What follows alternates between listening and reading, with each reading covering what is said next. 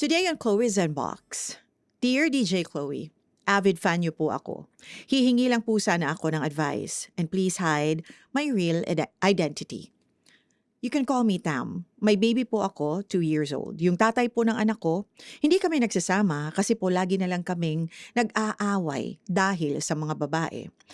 Last January, official na naghiwalay na kami. Then nagkaroon po siya ng girlfriend. Hindi po ako nangihingi sa kanya ng sustento para sa anak ko. Tapos po, ngayong naghiwalay sila ng babae, parati niya na kaming kinukontak ulit. Gusto niyang makipagbalikan kasi mahal niya raw ako. Pero hindi po ako pumapayag kasi po, every time po na ini-stalk ko ang Facebook niya at phone niya, puro babae lang ang kausap niya.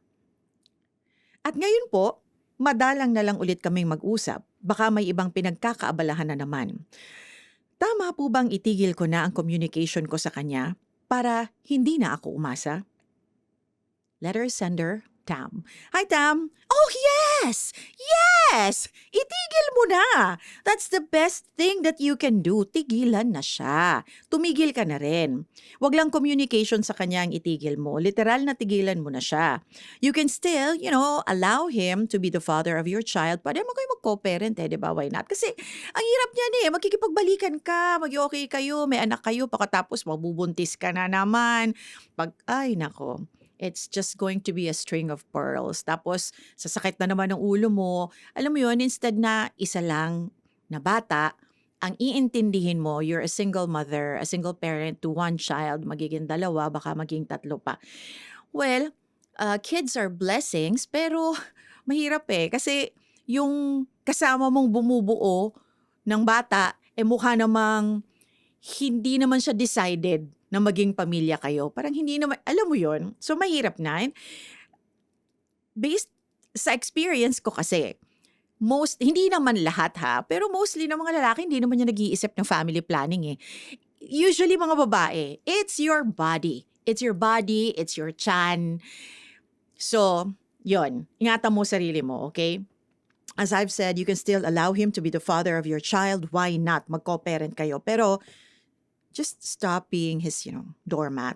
Tell him to go and get all the women he can get. Just, leave you alone. Unless naman kasi gusto mo siya, mahal mo siya, alam mo yon, blinded ka sa kanya. Be a mother na lang muna. Kasi ayan na, may anak ka na Be successful working. Alam mo yon, be financially stable and find the man who will love you truly and accept you for all that you are and will only have eyes for you. Kung hindi ka man makahanap, okay lang yun. May anak ka na.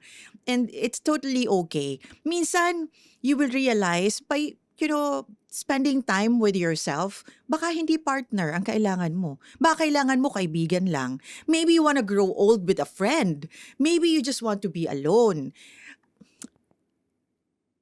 Alam mo yon, ako mismo at this point in my life, dumating na ako dun sa point na kung yung mga bagay hindi para sa akin, okay naman yun na bigyan mo ng time mag-unfold yung relationship, bigyan mo ng time na mag-mature yung relationship. Pero kung paulit-ulit din lang naman, tas walang nagiging maturity, ikaw na lang ang magpaka-mature. Isipin mo na lang yung sarili mo. I-develop mo na lang yung sarili mo. 'Di ba? I mean, be the best person that you can be because you now have a child. That child should give you the direction that you need in life. Sabi ko nga, baka hindi naman partner ang kailangan mo. I read somewhere sometimes it's a blessing for some kids na hindi nila nakilala kung sino yung ama nila o kung sino yung nanay nila. Baka ang nagpalaki sa kanila yung tatay nila, naging single dad yung tatay nila para sa kanila. Because baka maging trauma pa sa kanila because that person has his or her own demons na maibibigay niya pa yung trauma sa anak niya. So sometimes it's a blessing, na maging isa lang ang parent ng isang bata. So, as for your question, if you let this guy go, yeah, why not? Why not? Bakit hindi? And just focus on yourself. Darating din naman yung time na marirealize mo na tama yung naging decision mo. It was the best decision. And who knows? Baka dahil ginawa mo yung desisyon na yon, na mas pinili mo ang sarili mo, mas maging mainam pa ang buhay mo.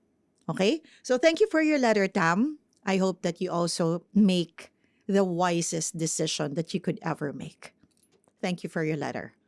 Hey, thanks for watching! For more exclusive videos and Artist interviews. You can check out our videos by clicking here. And don't forget to follow us on our social media accounts too. Links are in the description below.